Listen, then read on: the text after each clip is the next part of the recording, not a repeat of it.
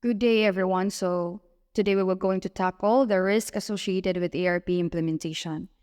So, di ba sa previous meeting, ang group 1, ilang gipaila-ila kung unsa ng ERP system and its usage, benefits, and significance to its organization. But ERP, benefits sa ERP can be significant to an organization, but ang ERP system do not come risk-free to an organization. An ERP system is not a silver bullet that will, by its mere existence, solve an organization's problem. So, bisan pa sa kadaghan sa mga benefits, mga advantage sa implementation sa ERP system is na-joy ka ng kung sa mga mga butang-butang, di ba, na may advantage, may disadvantages, may negative, may positive, may cons, may pros. So, ang ERP system po, nasa diyay benefits sa organization as well as nasa diyay mga risk sa usa ka organization ang mogamit ana nga system. So, if kung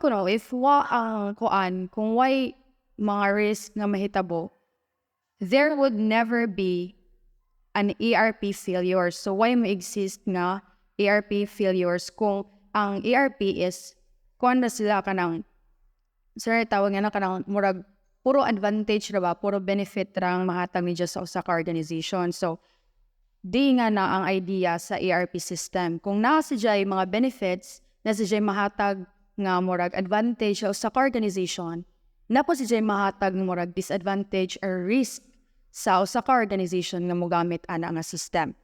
So, para mas masabtan nato kung unsa to mga risk. So, among ma-discuss sa among group ang mga risk na associated sa pag-implement sa ERP system. So, before we discuss the risks associated with ERP implementation, let's now first the two general approaches in implementing ERP, the Big Bang and phased-in approach.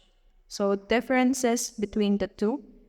So, based sa description nga na sa slide, Big Bang approach means that all the modules and functionalities of the ERP system are launched at the same time rather than in separate steps or phases, where every part sa ERP system such as finance, HR, and supply chain is ipangdurman of operate, while in phased-in approach, the system is introduced gradually, one part at a time rather than all at once. For example, a company might first introduce the finance module, then HR, and later ang ubang parts na put sa system.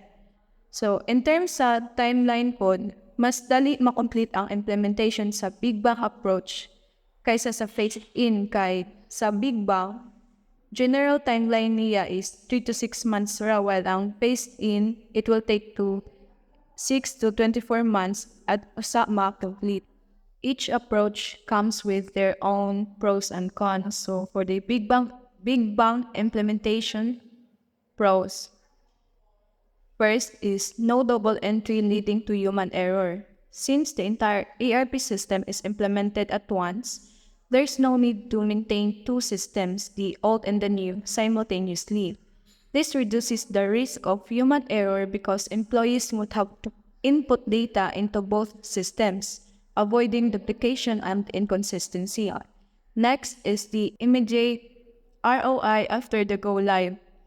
Once the system is fully operational, the benefits such as improved efficiency, automation, and better data management can be realized right away.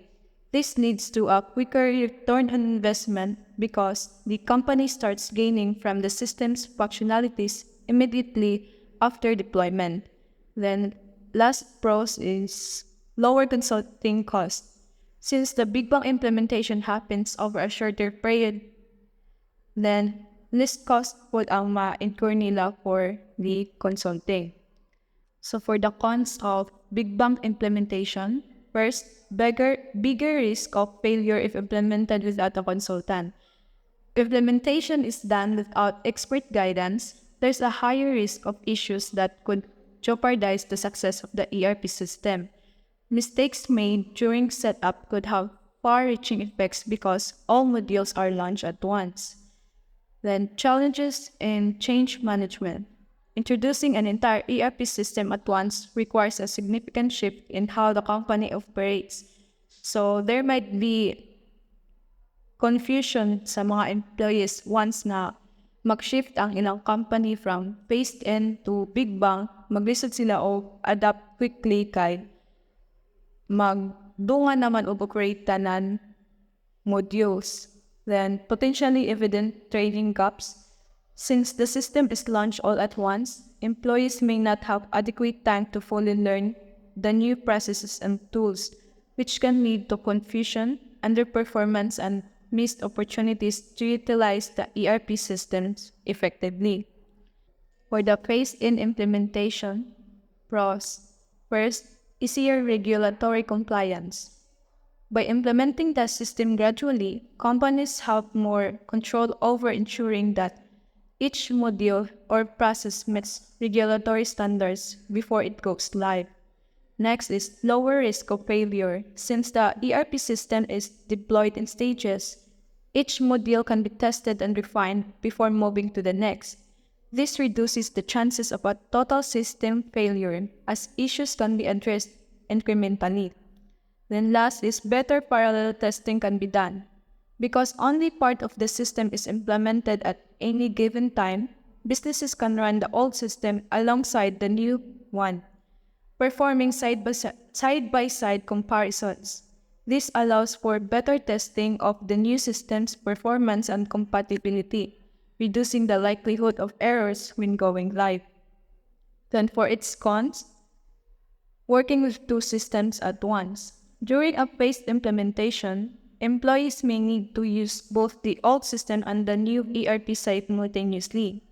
This can create confusion, inefficiencies, and increase the chances of data discrepancies due to double entry or mismatched information. Next is expensive and time-consuming. Phased-in implementation takes longer to complete, which increases the overall cost, prolonged consulting fees, and additional training sessions, which makes it more expensive and time-consuming. Then attention is sidetracked when groups are working on different systems. With different teams or departments working on various modules at different times, focus can be divided. This may result in inconsistent priorities and make it harder for the company to maintain alignment, leading to potential inefficiencies and delays in achieving full ERP functionality. So another risk in ERP implementation is opposition to change in business culture. So as what Ms. Labrador discussed in the report, wa mi siguro ay company no nga di ganahan nga maka-benefit or ma-improve ang ilang company by using the ERP system. Kaya di ba ang ERP is na ay mga benefits such as minimizing the cost. Pero digit malikayan nga na ay risk nga ma-occur. Ano sa diri ang opposition to change in business culture? So, resistance to change is a natural human response, and ERP implementation is no exception. So employees become attached to their established norms and practices. That's why mo resist sila sa kanang i-implement nga ERP. So opposition to change in business culture is a significant risk in ERP implementation. ERP systems typically introduce new processes, workflows, and technologies that can disrupt establishment practices. To be successful, all functional areas of the organization needs to be involved in determining the culture of the firm and in defining the new system's requirement. So, here is the reasons nga no ang mga employees is kana resist sila sa kana nga system nga i-implement. So, first is fear of job loss or role change, comfort with existing systems, lack of involvement in decision-making, cultural inertia, inadequate training, unclear communication, and negative past experiences. So first is ang kaning fear of job loss or role changes. So employees may fear that the ERP system will automate tasks or alter their job responsibilities, leading to job cuts or role reductions. This fear can create significant opposition to the new systems. As an example, a company A manufacturing company decides to implement an ERP system to streamline its operation from procurement to inventory management and financial reporting. So historically, many employees in departments like procurement, accounting, and warehouse management manually handled these tasks. So kung ma-implement tong ERP, this may automate the processes. For example, the procurement order are now automatically generated and tracked in real time. Ang financial reporting and accounting entries are streamlined, reducing the need for manual data entry, and inventory levels are monitored automatically. So, sa mga benefits nga mahatag nga ni ERP or nga to nga system, ang employees sa nga to nga department will start seeing the automation in action, and they will begin to fear that their roles could become redundant. So for example, their day-to-day tasks will be replaced by ERP system. The company may not need as many employees and mag-downsize sila or restructure or mag-eliminate sa mga positions nga ang ERP system na may nag-take over. So that's fear of job loss or role change. So next is ang kanang comfort with existing system. So employees became more comfortable and proficient with the current system or processes. They may resist moving to new ERP system because it requires learning new skills or adapting to unfamiliar workflow. So, as an example, in retail company, employees in the finance and HR departments have been using legacy software system for years to manage payroll, accounting, and employee records. So, ang ilang system is old but the staff is deeply familiar with them. So, when the company i-announce sila nga na transition from old system or kanang legacy software system nila to an ERP system to integrate these functions, employees experience a sense of discomfort and anxiety kay ang katumangdaan nga system mo ilang naandan, and they find it nga kanang work hassle na bitaw o mag-change na po or mag-transition na po sila to a new ERP system. So, next is lack of involvement in decision making. When employees feel excluded from the decision making process related to the ERP selection and implementation, they are more likely to resist and change. Without a sense of ownership, they may not see the benefits of the new system. So, example is a large healthcare organizations tahay and decide nga mag-implement og new ERP system to streamline patient data management, billing, and inventory for medical supplies. So the decision is nga mag-implement og bago nga system is gihimo ra solely sa kanang mga upper management or kanang mga nas labaw and IT department with the little or no input sa kanang mga employees nga mao man untay mogamit inga na nga system sa daily basis. For example, like kanang mga nurses, administrative staffs, and finance teams. So because kanang wa sila gi-appeal sa decision making or sila gipahibaw wa gikuha ilang kanang murag opinion nga mag-implement o kanang opinion about sa kanang bago nga ERP bago nga system, they feel excluded and this is kanang mahimong rason nga nung more resist sila without knowing ug unsa jud ang mga benefits nga mahatag inga na nga bago nga system nga kanang gi-propose. Next is kaning cultural inertia. So, in cultural inertia, some organizations have deeply ingrained way of working that are resistant to any major disruptions. Implementing an ERP often means standardizing processes which can clash with the organization's informal or flexible practices. So, for instance, a large manufacturing company has been operating successfully for decades using a combination of paper-based processes, spreadsheets, and standalone legacy system to manage their production, inventory, and finance. So the company's culture is rooted in a manual process with a strong emphasis on personal relationships, hands-on management, and individual control over specific tasks. So there is a cultural inertia. Ang mga employees is where na sila, where always have it this way nga mindset. So kung na-introduce sila nga bago is more resist sila, kaya nga nang mag-utro pa man nga, mo man ilang naandan nga, anang buhaton, ngamday ka na naman, nga nung mag-introduce bago. So, usap po ng cultural inertia, nga nang more resist ang mga employees. Another reason nga nang more resist ang mga employees is kaning inadequate training. Poor or efficient training can exacerbate fear and frustrations among employees. Without the necessary knowledge to use the ERP system effectively, resistance can build as employees feel overwhelmed by the change. So, example is a company decides to implement a new ERP system to integrate inventory management, sales, and customer service operations across its chain of store. The decision is made to roll out the system quickly to keep up with the market demands, but the training provided to employees is rushed and inefficient. So, tungod kay inefficient or kuwang man ag ilang training, this can build up kanang resistance or ang mga employees will feel overwhelmed kay kuwang man ang ilang training nga nadawat.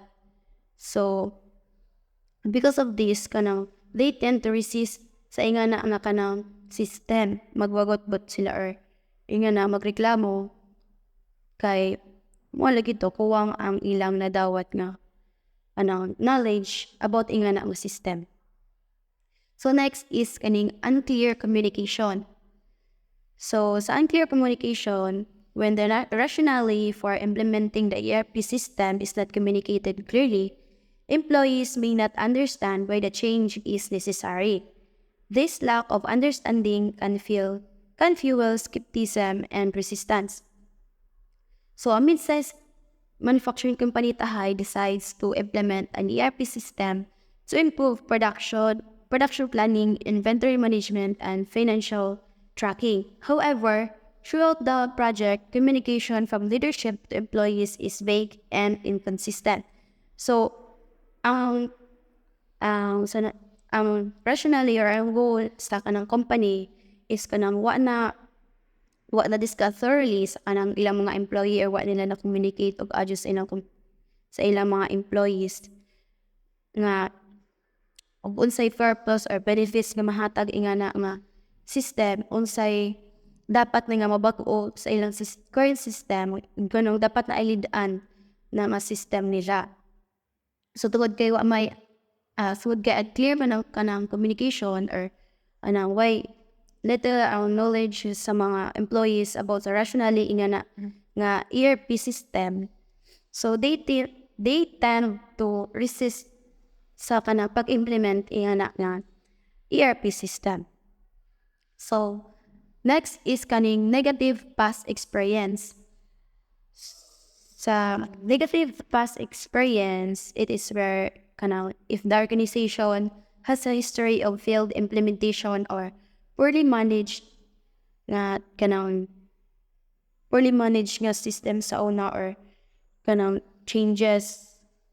So employees may be wary of another large-scale transformation like an ERP system, fearing that it will disrupt their work without delivering promised benefits.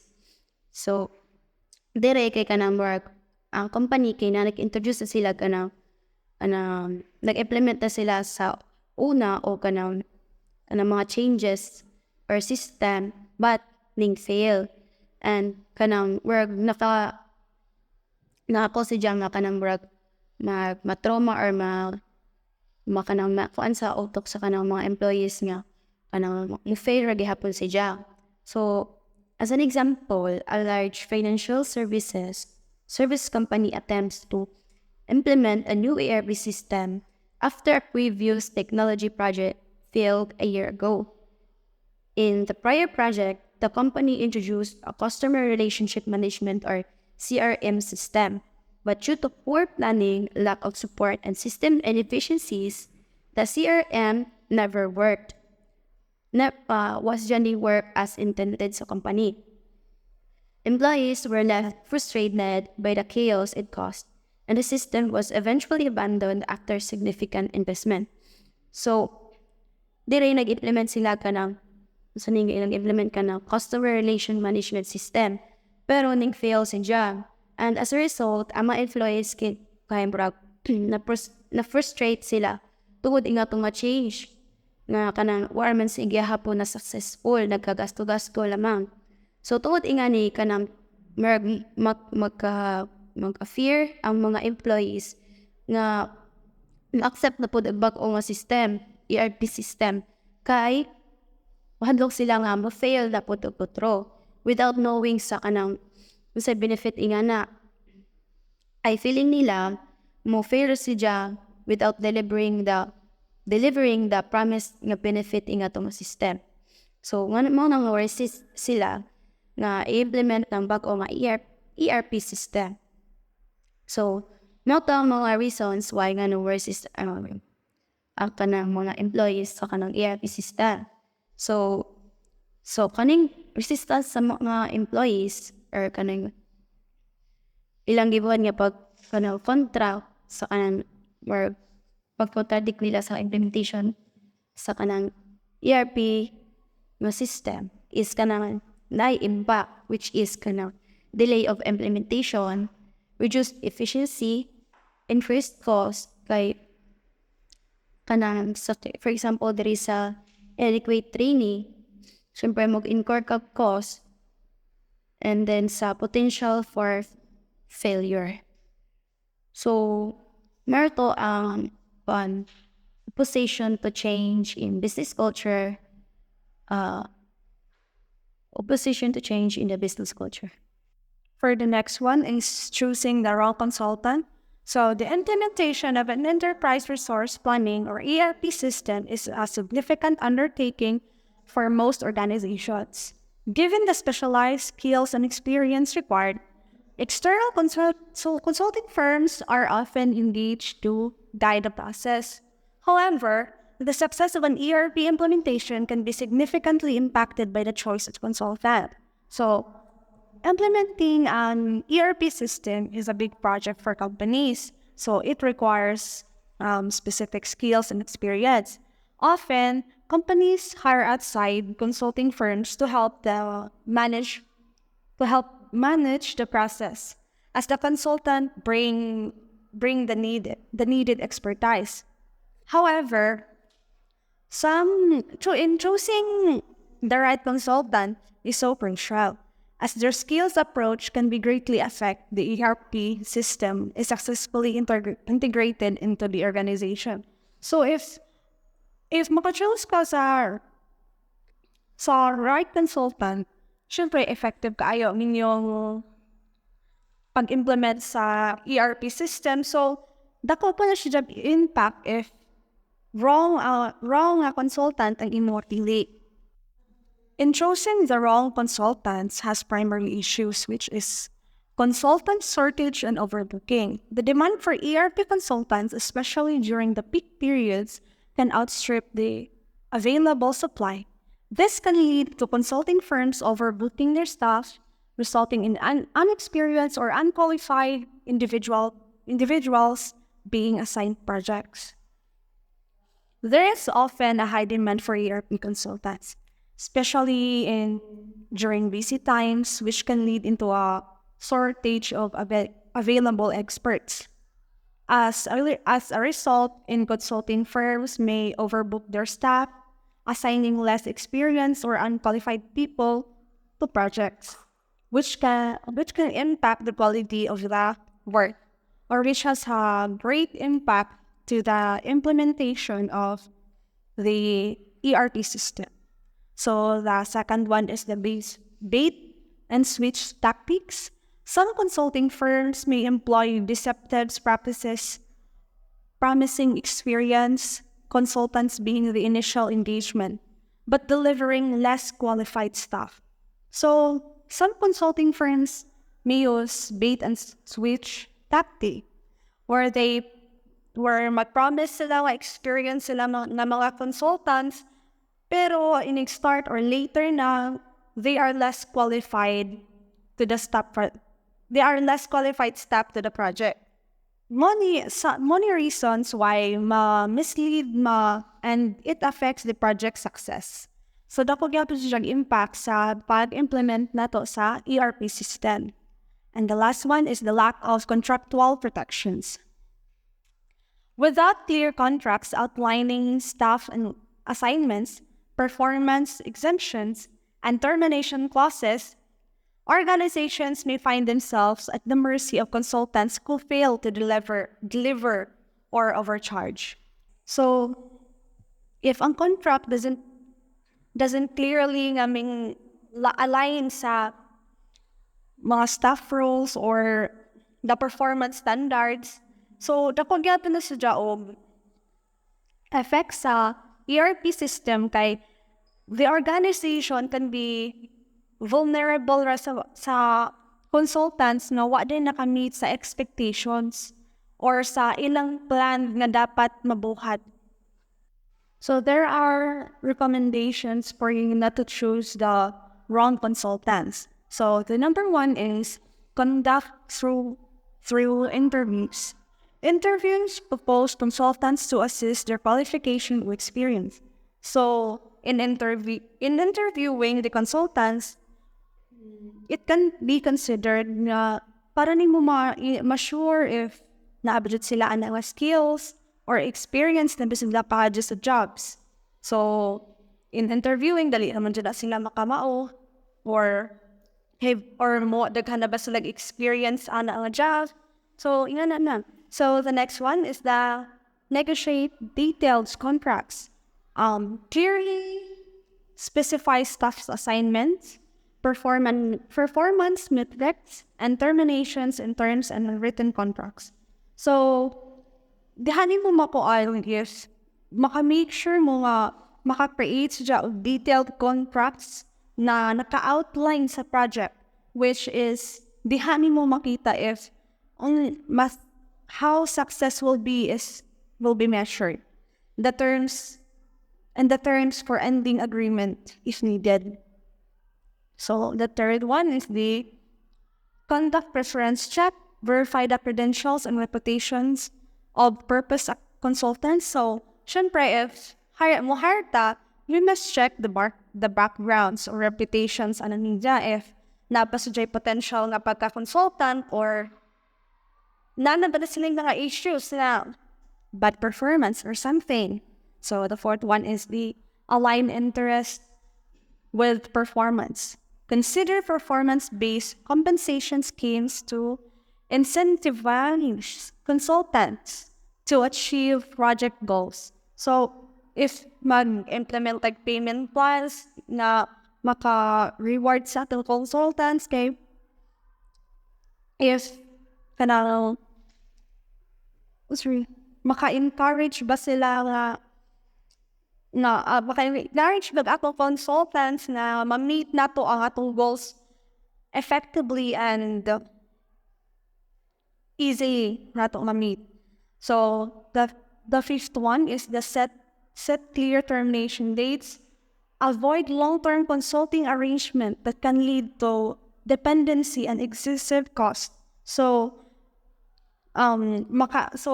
mangita jud tagnay kanang maka-establish jud specific end dates for consulting contracts para ma-prevent nato ang mga long-term reliance on consultants and maka-avoid ta sa high cost.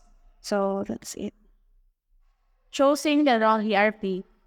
Enterprise resource planning, or which we call ERP systems, are essential tools for businesses, streamlining operations and providing valuable insights. However, selecting the wrong ERP can have significant negative consequences. This report explores the potential repercussions of such a choice using a case study of a textile manufacturer in India as an example. So, a getting ERP system is mga pagkag naghimong bahay kay if maghimo kag bahay, you need the right tools and materials para napay makahimo kag bahay na live on. If you choose the wrong ones, the house might not be strong or beautiful. So that's the same of ERP system. Like, if you choose the wrong one, it can cause a big problem. 5 consequences of choosing the wrong ERP. First is the system failure, disrupts critical process. The example is, if your ERP can't handle key parts of your business, it's like wearing a suit that's too tight or loose. It just doesn't work right. So next is the costly modifications, time-consuming and expensive customizations. So, ato gyapon ikuan sa suit nga example, which is guot nimo or luag ang suit nimo, so mag-change kag another suit or magpalit kag expensive, so time-consuming gyapon siya. So next is processing errors. Errors caused by program changes. Altering the suit could also lead to errors or problems. So next is update challenges, difficulties in upgrading system versions. Next is financial losses result from the disruptions and data loss. So financial losses is if palit ka bag-ong suit, so mugasta na po ka o kuang expensive tayo alis dani mo ang suot nga dili sakto ning mo. So choose wisely when choosing ERP. So one of the risks associated in implementing ERP system is the high cost and cost overruns. From the word itself, high cost nga, natay taas nga or dako nga ma-incurred nga cost when implementing ERP system. So, ang high cost and cost overruns means ang actual cost of the project exceed the initial budget or estimate. Ang na-incurred na cost sa usa ka organization sa pag-implement sa ERP system is mas taas kontra sa ilang kanang estimated or projected na ilang incurred na cost when implementing ERP system. So, sa high cost and cost overruns, natay gitawag nga total cost ownership or TCO. TCO means the purchase price of an asset plus the cost of operation over its lifespan. So, mo na yung definition sa di pa na to kanon sa kanang without the relation of ERP implementation. But in relation to kanang ERP system, ang TCO is nag-include og hardware, software, consulting services, internal personnel cost, installations, and upgrade and maintenance system for the first 2 years after implementation. So, di ba, ang TCO kay ang kanang murag total cost sa pag mga atong ma-incur during sa atong ERP system life cycle. So, dinhi sa TCO, makompute na to kung pila itong nakuan nga hardware, kung pila ang pag-purchase na to, kung pila atong nagasto sa pag-install sa system. So, mo na ang kanang total cost. Pero what is dyan yung limit nga? Daghan pa ni siya kanang dapat i-consider para makuha na to ang total cost of ownership sa ERP system. For example, sa pag-train sa mga employee, di ba? Kung nai-introduce nga bago nga system, so dapat kanang murag i-familiarize or dapat bastadihan sa mga employee kay bago pa man na nila. So, wa pa sila kahibawon sa pagpadagan ni na, how to be efficient and effective sa paggamit ni na. Ito yung mga examples sa mga cost na ma-incurred sa Osaka organization when implementing ERP system. So, ngano kahanga di-emphasize man sa ni James Hall sa ijang libro nga first 2 years after implementation, nganong anhaman mo focus sa pagkuan sa total cost of ownership. Unsa kay rason nganong anhaman ta mo focus? So, ana ta mo focus because it is often considered a critical period for total cost ownership, as many of the initial costs and challenges associated with implementing the ERP system occur during this time. However, it's important to note that TCO extends beyond the first 2 years. Kaya di ba ang life cycle sa ERP system kaya di raman siya limited only for 2 years. Go beyond ba dyan siya for how many years or even decade. And can include cost for several years or even decades. So mo na ang giingon nga di ra siya limited only for 2 years. So di ra magamit sa usa ka organization ang ERP system for only 2 years. So pwede ba siya mo 10 years? Pwede ba na siya magamit sa usa ka organization for almost 10 years ba or 5 years? So nag-mention ganina nga, it is considered as a critical period for TCO as, di ba, nakabantay ba mo if maghimo tagbay. After na to, magpa-tahay dato, tayo kay magpa-architect ta. Di ba, after ihatag sa architect ang drawing or ang design sa mong bahay, kay mamalit tas mga gamit. So, di ba, sa first, tayo mong bahay is expected mahuman for for 1 year. 1 year tayo bungalo kag bahay. So, mga first 2 months or 3 months, din ka mangitag mga gamiton. Anak ka mo palit o mga gamiton. So, daghan kang expenses or mga cost nga imong ma-incurred para mahimo ang imong buy. So, parera pa siya sa ERP nga. Kung more pag-start up nimo nga, starting nimo nga kuan nga, kanang, o kinaunan pa, daghan siya kang magasto, like, mopalit kag mga computer, na mo incur kag mga training sa mga employees nga kay kinahanglan nilang ma-familiarize tapos sa bag-o nga system ug unsaon paggamit. So di ba mo na mga kinahanglan natong gastuan para magamit nato ang bagong system sa ijang purpose or sa ijang buan or para magamit nato para ma-achieve ang atong kanang objective or goals sa usa ka organization. Thus, the risk comes in the form of underestimated and anticipated cost. So, ang risk is murag mugawas siya in a form of underestimated or unanticipated cost. Unsa man ang underestimated cost? So, when we say underestimated cost, it is an expenses that are not accurately calculated during the initial planning and budgeting stage. So, kung siya ka nang, kay po ta magawas or naana nga, ma-incurred na nato nga expense, pero wala man nato natarong calculate kung pila gajud ang ma-incurred nato nga mga expenses if mahitabo na. Muna ang underestimated cost. For example, the amount of training and ongoing support needed for employees may be underestimated, resulting in higher cost. In what way man? So, di ba, dili man tanang tao, jud, dali makasabot, dali makagets, og tudluan ra. So, uban nga kinahanglan pagtaas-taas nga time para makasabot or kinahanglan pag additional nga mga training para mas masabda nila og how does the system works. So, some employees are resistant to change and find it difficult to learn the new software, requiring additional training and support. So, if na additional training, nasa time ma-incurred nga additional cost.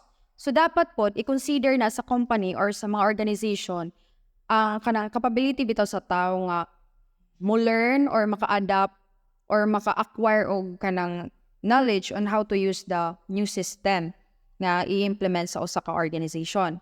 So, mao to example sa underestimated cost. When we say unanticipated cost, those are expenses that were not foreseen or planned for during the initial project planning and budgeting stages.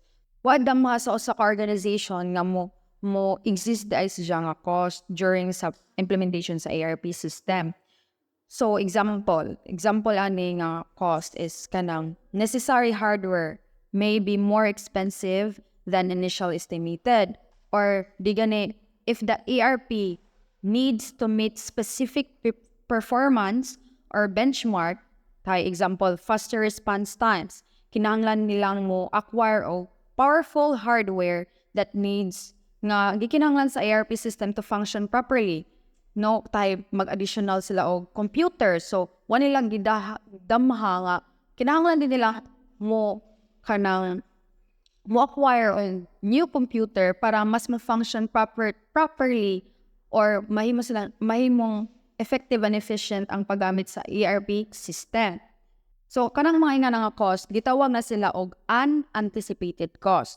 So, sa asa ni nga mga areas na to, kasagaran ma-experience ni nga mga problema ha. So, dira sa training, sa system testing and integration, data conversion. So, dira sa limited ani nga tulo ka areas. Daghan pa sa area nga maka-experience ani nga problem. Pero mo focus ta sa tulo, kay mo man murag, dinita commonly maka-experience of mga problem or maka-encounter of underestimated cost and unanticipated cost. So first is the training. So training, this highlights a common oversight where management primarily concentrates on the direct cost of training employees on how to use the new software itself, where in fact, employees also need to learn new procedures.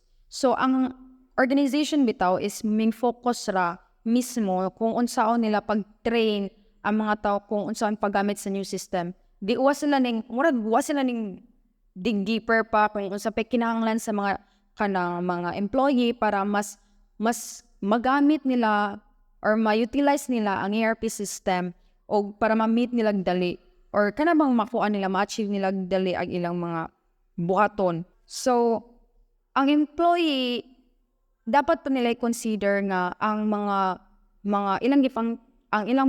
ang employer dapat po nilang i-consider na ang ilang employee is need pod nga mo learn og new procedures nga mas mapadali ang trabaho with the use of the system. So for example, eliminating unnecessary tasks.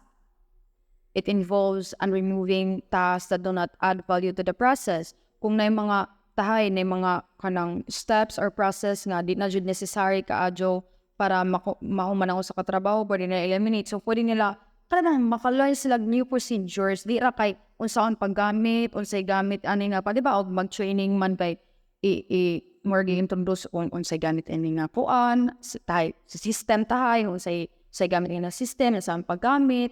Usahay pod kinahanglan pod sa mga employee nga makahibaw og mga pasikot-sikot bitaw or for example mga shortcuts, pero mo result siya sa expected nga murag result dita. So, therefore, sa pag-train ng employees, what I am trying to imply is that sa pag-train ng employees, dili ra ta mo focus sa pag-introduce sa new software.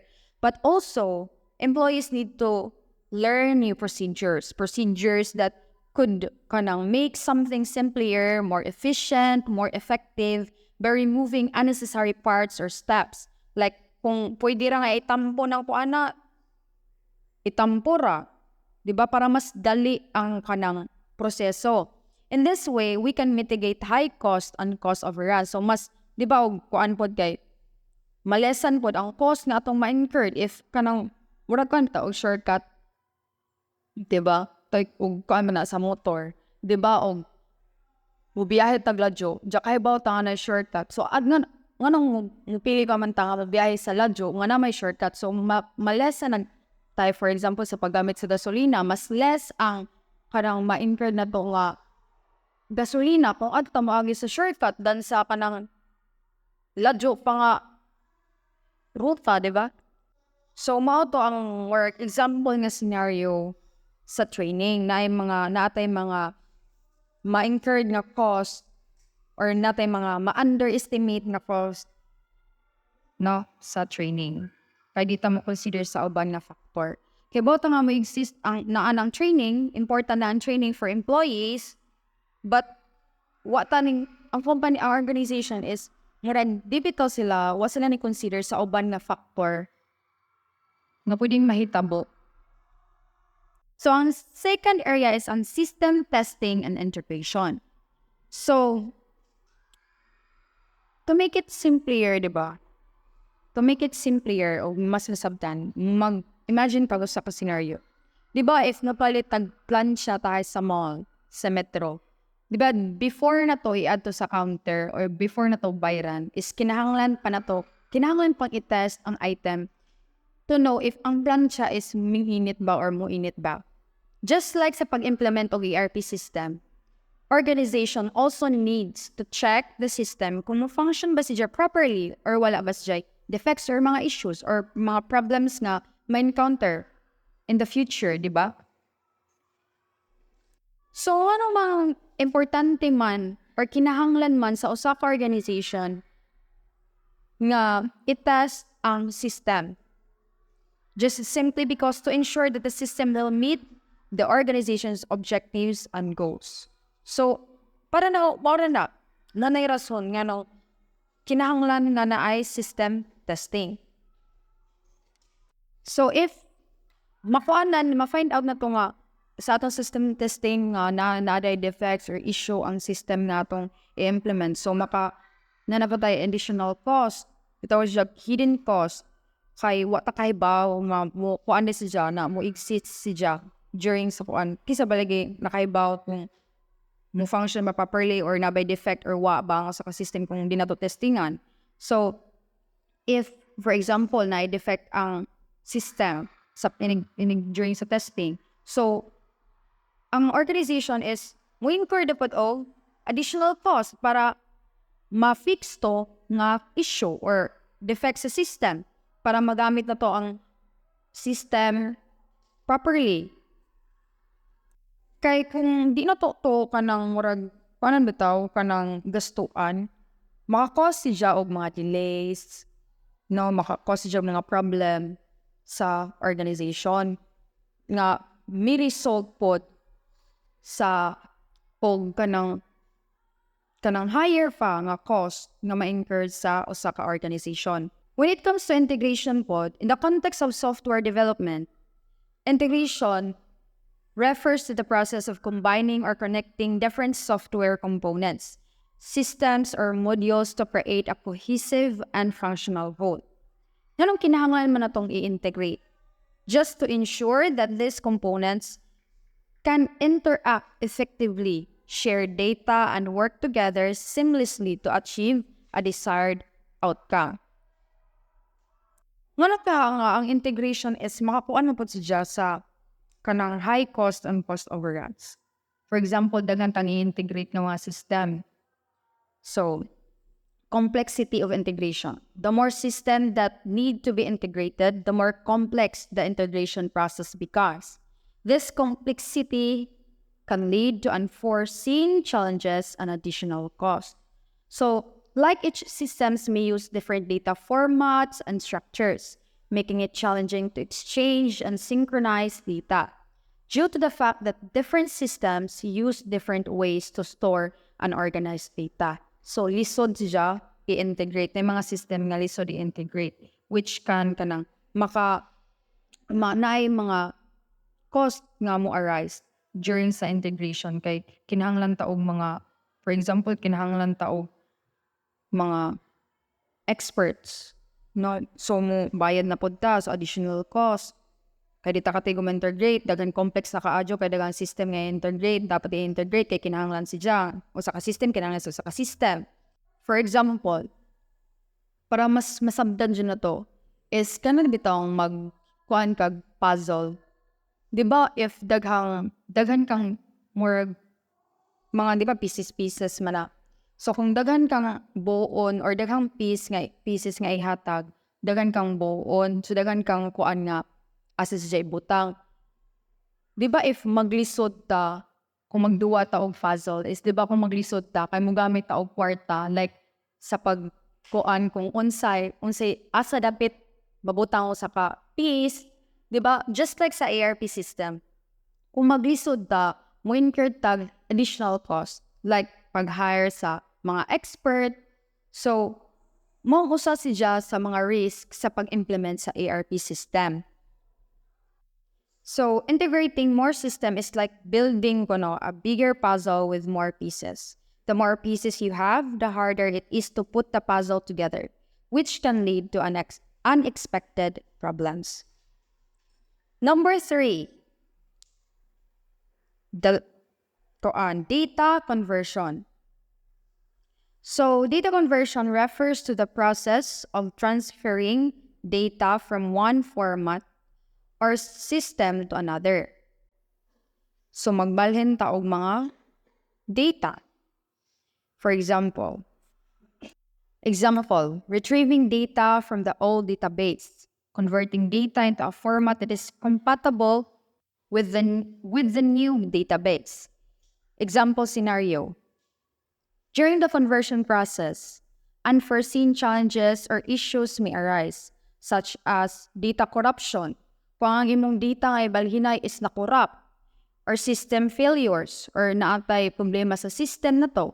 So, di ba, ang kanang mga data is crucial kaadyo sa usa ka organization. Kinahanglan siya sa bag-o nga system. So, kinahanglan na to siyang i-retrieve. So, ato siyang magkuan na po ta, maka-incur na po tag additional cost. Kay, kanang, kuan naman po, di bali na to sa lain na system. Diyan na corrupt man, mo nang kinahanglan na tong i-retrieve para magamit na to ang data nga na-corrupt. So, makakuan siya og high cost and cost overrun sa usa ka organization. So, during sa database conversion, maka-incur tag mga kanang bitang mga unexpected na to nga mga cost sa pag-implement na to sa ERP system. So, mo to ang tulo ka areas nga commonly experience problems. So, mga to siya. So, to generalize, no, para ma-avoid din na to ni ingani nga problem or risk is kinahanglan ra jud in creating ERP system, it is crucial to create a detailed budget to effectively mitigate high cost and cost overruns. So, kinahanglan na jud sa usa ka organization nga maghimo sila og detailed budget, and they must also consider the kanang mga factors bitaw uban nga makaapekto if mubuhat ay nga na unsa kay mga posibilidad nga pwede pang mahitabo ba nga mga butang or ma-incur nila mga cost kung mo implement lagi nga na, mo himo lagi nga nga action, unsa kay uban pa nga kanang murag connected ana nga kuan kanang mga decision unsa kay pwede pa nilang unsa pa kay pwede pa ma-incur nila nga mga cost. Dili sila mo focus sa kuan kanang unsa la ilang murag mauna kana mo na ma-incur ra kanara. So dapat mo go beyond pa sila, extend pa sila sa ilang pag tanaw or pag kuan sa cost nga ilang ma-incur sa pag-implement sa ERP system. Disruptions to operations. So, while ERP offers significant advantages, it can also lead to operational disruptions if not implemented and managed effectively. So, disruptions to operations can occur during any major change, especially when implementing new systems or processes. So, here are some common causes and their potential consequences. So, first is re-engineering business processes. So, changing how things are done can be challenging. Imagine a company that rely on paper-based orders suddenly decide to switch to an online system. So switching to other business process is not just that easy. It requires significant changes for everyone involved. So dili ra ang sistema bago, apil pod ang mga tao involved ana nga process. So employees need to learn how to use a new system, which takes time and effort. So kailangan jud og time ug effort kay dili man nga diha jud kausan ni learn ana nga process is makatinggo ka dayon, di ba? So during this learning curve, mo occur jud likely ang mga sadyo. Someone might enter data incorrectly, leading to delayed orders or incorrect shipments. The company might also experience a drop in efficiency as they adapt sa bagong workflow. In the worst case, these disruptions can lead to customer dissatisfaction, financial losses, and a decline in overall performance. So second is poor timing. Imagine nga na usa ka retail store trying to implement a new software system during their busiest month, like the holiday season or peak season. So this is a recipe for disaster. Risky gadget siya nga decision. So the increased workload along with stress and the holiday rush can lead to system overload and potential crashes. The system might not be able to handle the peak traffic, causing checkout lines to back up and customers to become frustrated. The stress on employees also increases, potentially leading to mistakes and further disruptions. In addition, The potential for system failures during critical period can have serious consequences for the business. So third is the over-ambitious scope. Trying to do too much at once can lead to a complex project that's hard to manage. Imagine na po nga naikumpanya nga ning try og implement ang bagong CRM system or customer relationship system, upgrade their website and upgrade their accounting software all at the same time. So this is a huge undertaking that might be too much for the company's resources to handle effectively. So the project could quickly become overwhelming, leading to delays, cost overruns, and potential system failures. So each system is complex on its own, and attempting to implement them all at once increases the risk of errors and conflicts. This can result in a chaotic implementation that takes longer than expected and costs more than anticipated. So next is inadequate change management.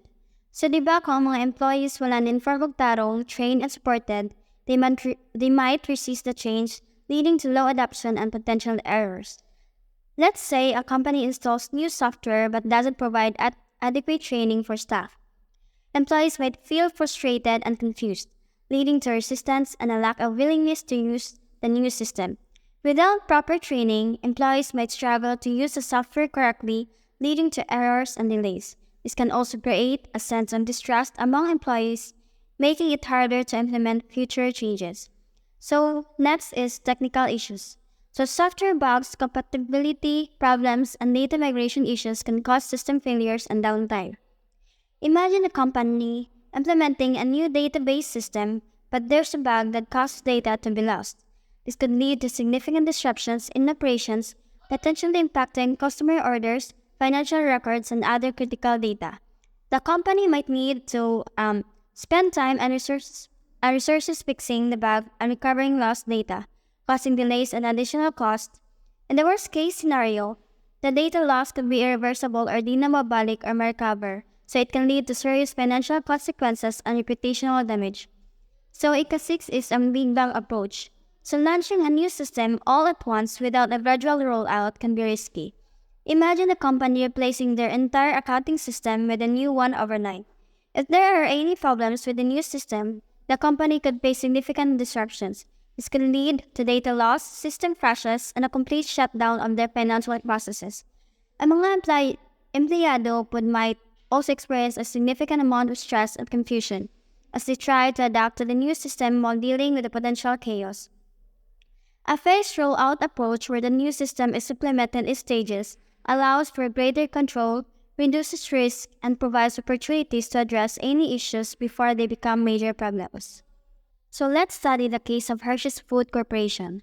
Hershey Foods Corporation ERP implementation in 1999 serves as a prime example of how operational disruptions can arise from a poorly managed IT project. The company's ambitious plan to modernize its operations with an integrated ERP solution ultimately resulted in significant consequences. So there are four main culprits in the case.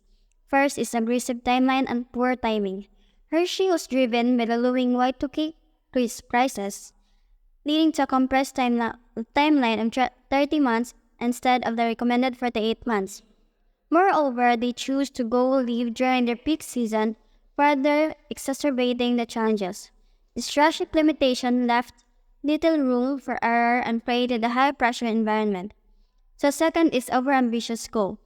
Hershey attempted to implement multiple complex systems simultaneously, SAP R3 manual logistics, SCM software, and Cyber CRM software. So this added layers of complexity and increased the risk of integration issues.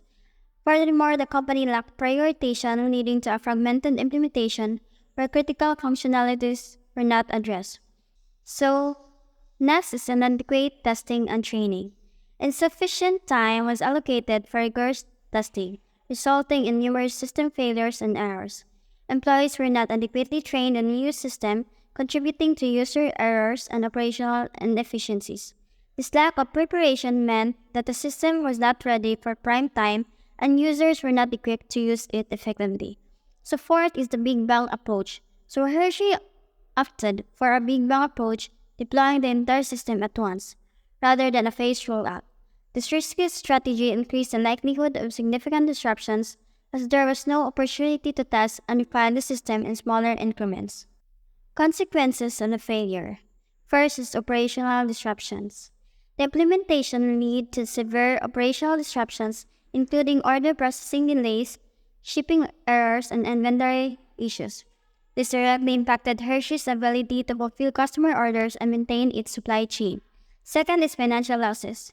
The company suffered significant financial losses due to reduced sales, increased costs, and damaged brand reputation. The operational disruptions lead to customers' dissatisfaction and a decline in sales, but the cost of fixing the implementation errors and addressing the consequences were substantial. Third is customer dissatisfaction. So delayed shipments and product shortages lead to widespread customer dissatisfaction and loss of trust. This eroded Hershey's brand image and negatively impacted their customer relationships. So lessons learned from Hershey's experience and other case studies. So first is careful planning.